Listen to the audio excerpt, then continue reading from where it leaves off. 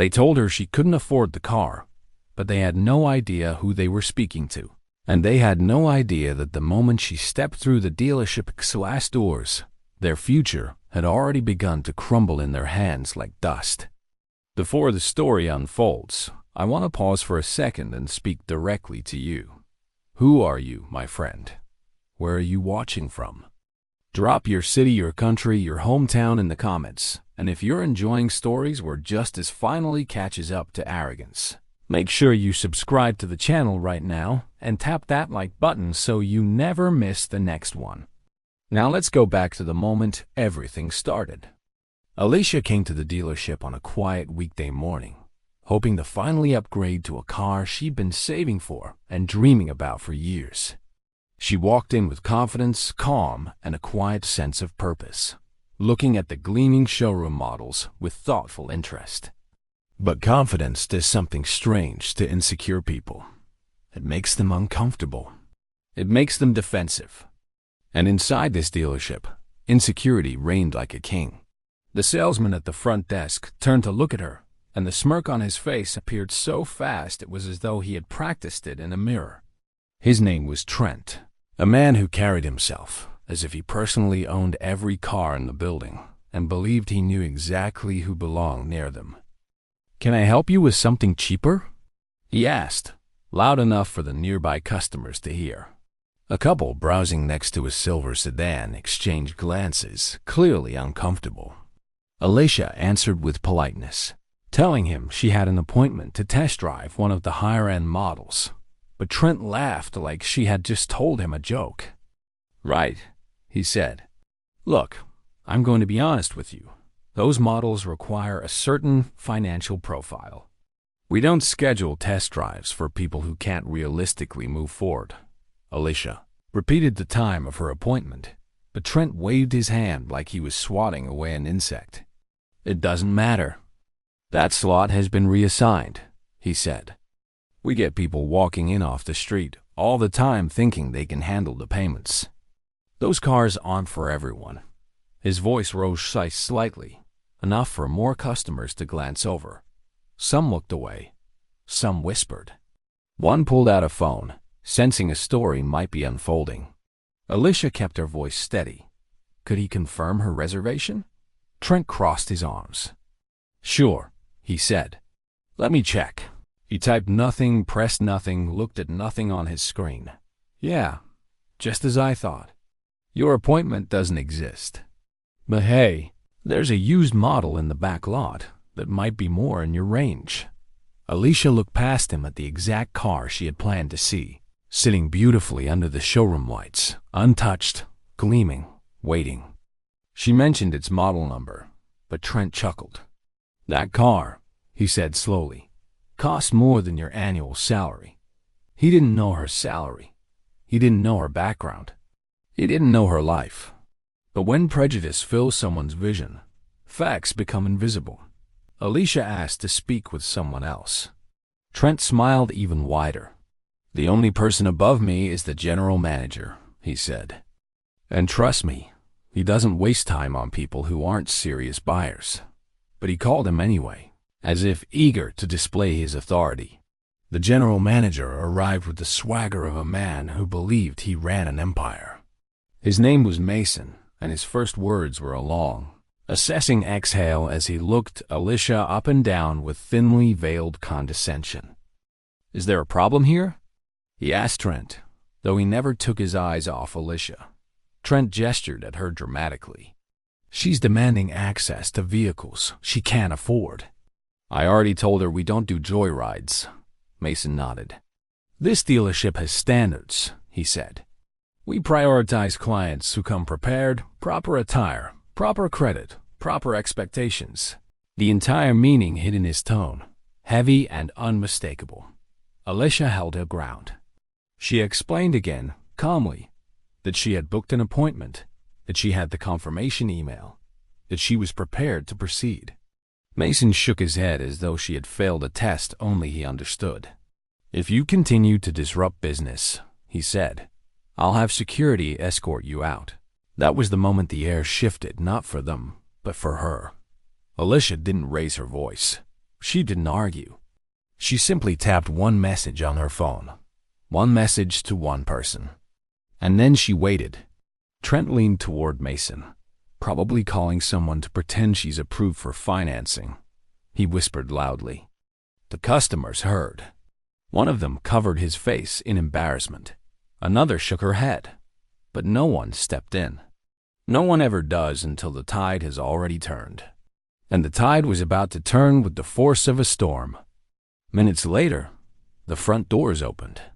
3 people in formal business attire stepped inside with the urgency of individuals who solved high-value problems before breakfast. One held a folder so thick it bowed in the middle. Another carried a briefcase engraved with a dealership group logo. Mason's arrogance faltered. Trent went silent for the first time since Alicia arrived. The woman leading the group stopped right beside Alicia. "Miss Carter," she said with professional warmth. "Apologies for the delay. The ownership transfer documents are finalized. All signatures have been confirmed." Mason blinked. "The what?" The woman handed him the folder. On top, "Transfer of ownership, Carter Automotive Group." Alicia finally spoke. "You told me I didn't belong here," she said softly. "So I decided to make sure I did." And the dealership went silent, like someone had cut the power. The folder trembled in Mason's hands as he flipped through the pages, each signature tightening the noose around his pride. Trent leaned over his shoulder, eyes widening with every line he didn't understand. Alicia stood calmly, not triumphant, not angry, simply resolute, as though she had walked into this very moment with absolute clarity of purpose. The lead attorney continued speaking, explaining in crisp professional tones that Alicia was now the sole owner of the dealership. The property, the assets, the inventory, and most notably, the staff. The customers who had been watching from the sidelines began to murmur, realizing this wasn't just an argument or a misunderstanding. This was the collapse of arrogance happening in real time. Mason tried to regain control. "This must be some kind of mistake," he stammered. "We didn't receive notice of an ownership review." The attorney replied, "That is because the process was not a review. It was an acquisition. And Ms. Carter's authority is effective immediately." Trent stepped forward, desperate. "Ms. Carter, there's been a huge misunderstanding. If I came off as rude, it's just because I was following policy. You know, protecting the dealership from, unserious buyers." He laughed nervously, but the laugh died quickly when he saw that Alicia was not reacting. She was studying him with the sort of calm that comes only after someone reveals exactly who they are. "Is that so?" she said. "Then, let me clarify the new policy." She turned to the attorney, who handed her a slim envelope. Inside were termination documents already printed and dated. Now Trent's face drained completely. Alicia held the envelope out to him. "You're dismissed effective immediately." The words landed like a hammer. Trent reached out shakily. "Please," he whispered. "I didn't mean." But Alicia interrupted, not harshly, but firmly. "You meant every word you said.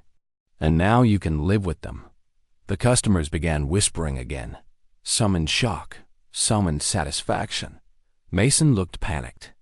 "Alicia, let's be reasonable. I'm the general manager. I've run this dealership for years.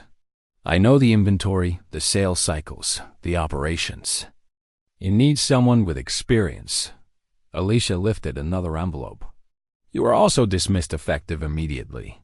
Mason's jaw dropped. "You can't do this." "I already have," she replied. He opened his mouth to argue again, but the security team, now technically her security team, stepped closer, and Mason closed his mouth, realizing the situation had changed far beyond his control. But Alicia wasn't done. She turned to the remaining staff mechanics, clerks, receptionists, detailers, who had gathered at the edges of the showroom, unsure whether they were witnessing their own doom or their own salvation. "I'm not here to punish the innocent," she said. "I'm here to rebuild this place into something better. If you have treated customers with respect, dignity, and fairness, you have nothing to worry about. But if anyone here believes arrogance is the same as professionalism, today is your wake-up call. One of the senior mechanics stepped forward cautiously. "Miss Carter," he said, "for what it's worth, we've seen the way they treat people. Most of us are just trying to do our jobs." Alicia nodded. "Then you'll continue to do them. But from this moment forward, things change." She walked to the podium where Trent had mocked her minutes earlier, and she placed her hand on the surface thoughtfully, as if reclaiming something that had been taken. "This dealership will be known for honesty, for fairness, and for the kind of service money can't buy respect. Anyone who cannot live up to that is free to leave." Not a single person moved.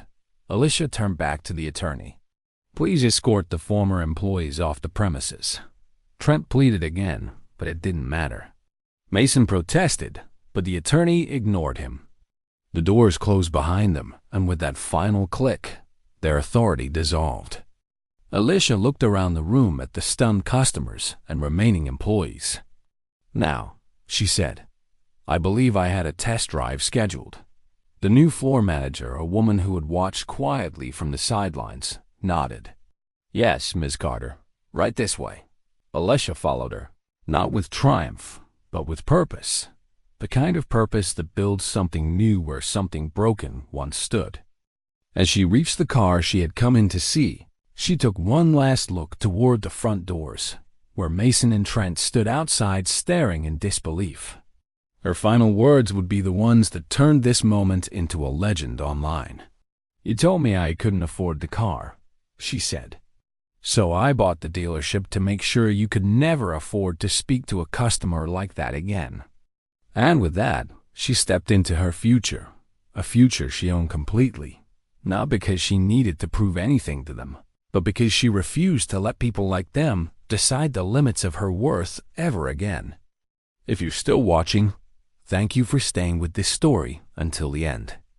If you believe arrogance should always meet its consequences and respect should never depend on appearances, make sure you subscribe to the channel right now and hit that like button so this story reaches even more people who need to hear it.